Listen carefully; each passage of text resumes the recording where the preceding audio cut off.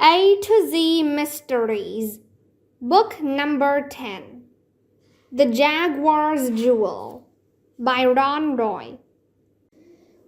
Chapter 4. What do you mean? Dink's uncle asked. I don't see how it could be fake. Dr. Pitts rested a finger on the jewel.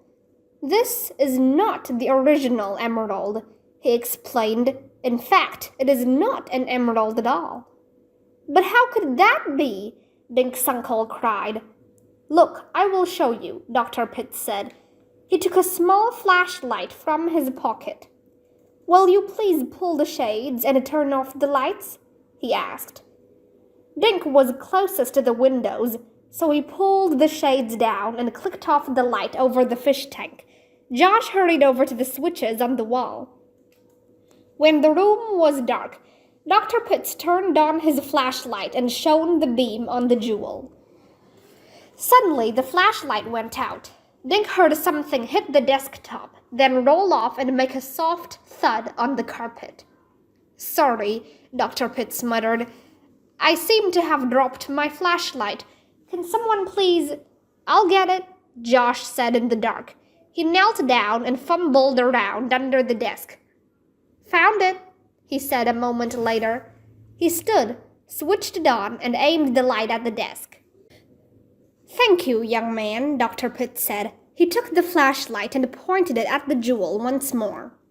You see, if this were a real emerald, the light would penetrate, he explained. The light beam would go to the heart of the jewel.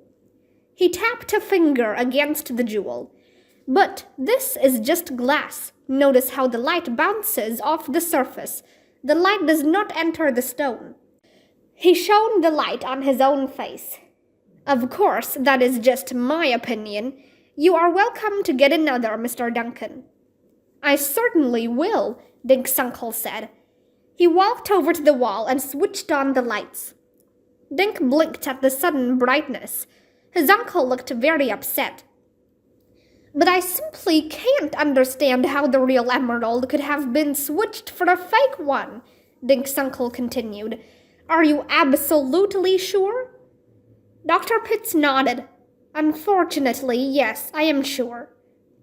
Then the swap must have taken place before the crate arrived, Uncle Warden declared. Perhaps it happened in South America, where the Jaguar was wrapped.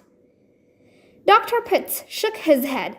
I'm sorry, but I was there for the packing. I assure you, when the Jaguar was put into this crate, the emerald was real.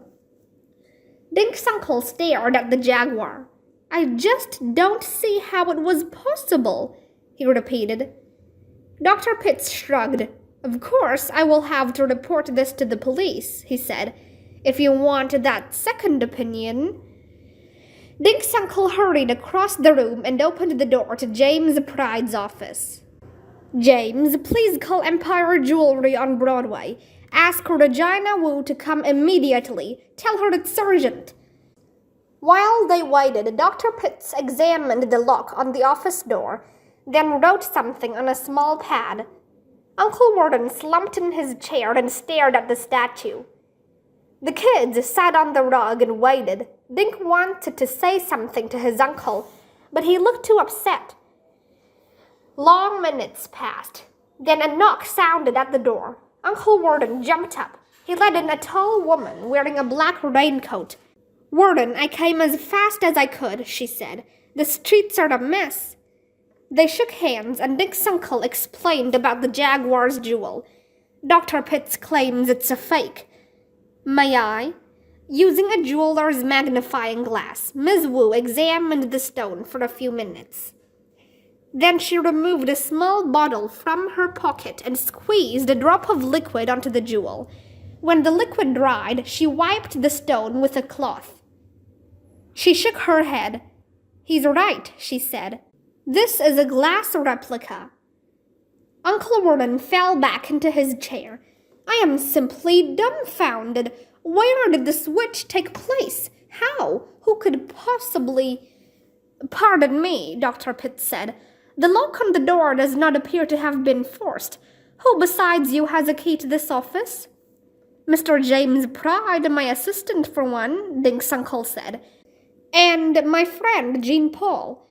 He owns the restaurant next door to the museum. He let the delivery man into my office yesterday. So this Jean Paul has a key? Dr. Pitts asked. Uncle Warden shook his head. Not to keep. I lent him my key since the crate was due while James and I were away from the museum.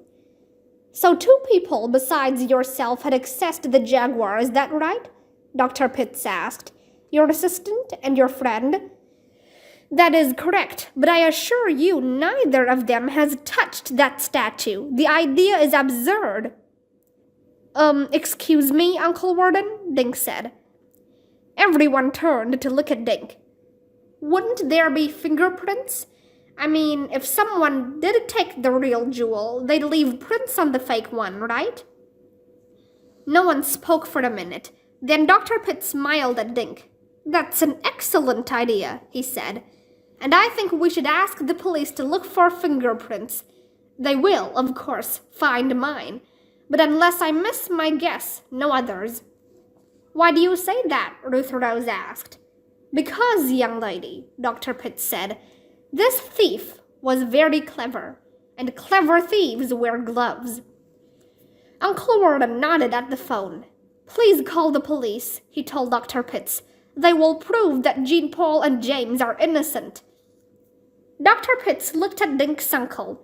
Excuse me, sir, but there is another suspect.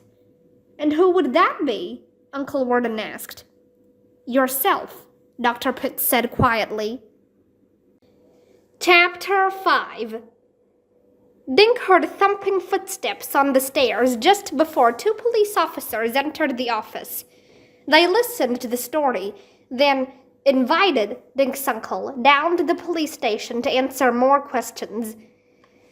Mr. Duncan, will you ask Mr. Pride and Jean Paul to come with us? One of the officers asked. I will, Dink's uncle said.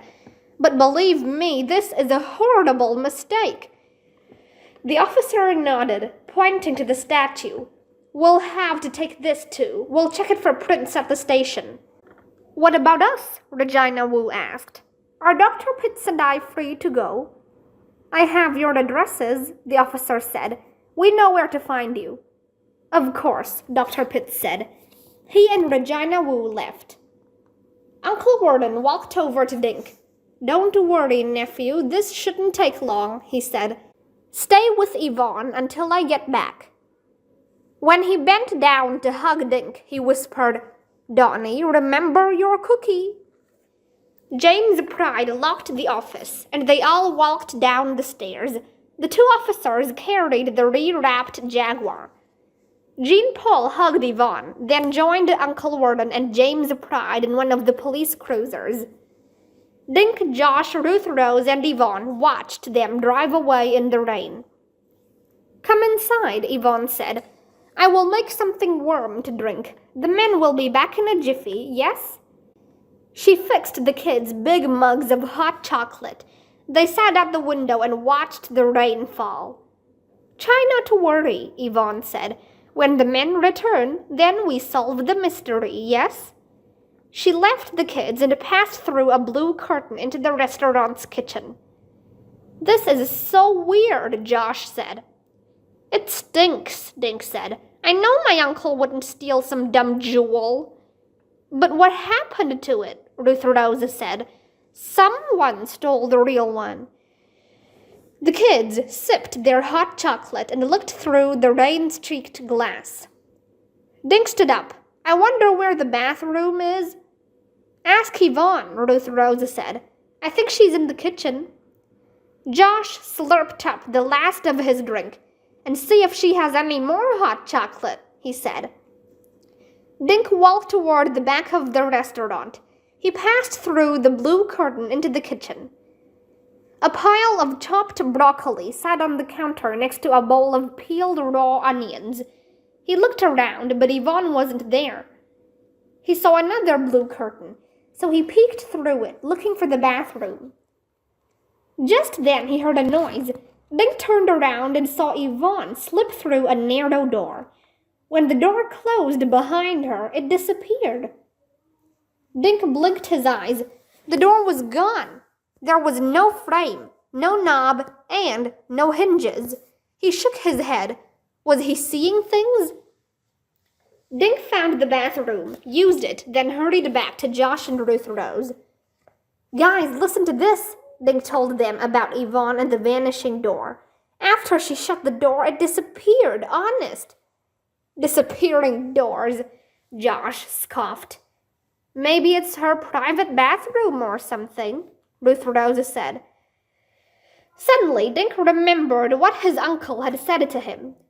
When my uncle hugged me upstairs, he whispered, "Remember your cookie," in my ear. Josh grinned. Maybe he was hungry, he said. Or maybe he was telling you to remember the fortune in your cookie, Ruth Rose said. I saved it, Dink said. He reached into his jacket pocket. What? Dink pulled out his uncle's brass key ring. Where did this come from? That looks like the key to your uncle's office, Josh said. You're right, Dink said. He must have dropped it into my pocket when he hugged me. Dink reached back into his pocket and pulled out the slip of paper from his fortune cookie. Your eyes will play tricks on you, he read. Your fortune is already coming true, Ruth Rose said. I wonder if mine will. I'm supposed to find a treasure. Look, said Josh suddenly. He pointed out the window. There's that jewelry lady. Regina Wu hurried past the restaurant. The kids watched her slip inside the green door that led up to Uncle Warden's office. Why is she going back up there? Dink asked. Just then, Yvonne came through the blue curtain. She was carrying a pitcher and a plate of cookies. More hot chocolate? She asked. And some of my special cranberry cookies. While Josh and Ruth Rose reached for the cookies, Dink stared out the window at the green door. Suddenly, the door opened, and Regina Wu stepped back outside. She closed the door behind her, then hurried away from the building. Dink watched her dash up the street, raising her umbrella. He stared after Regina Wu. What's going on? He wondered. Why would she go up to the office when she knows my uncle isn't there? Suddenly, another thought struck him. Unless she went up to the office because he isn't there.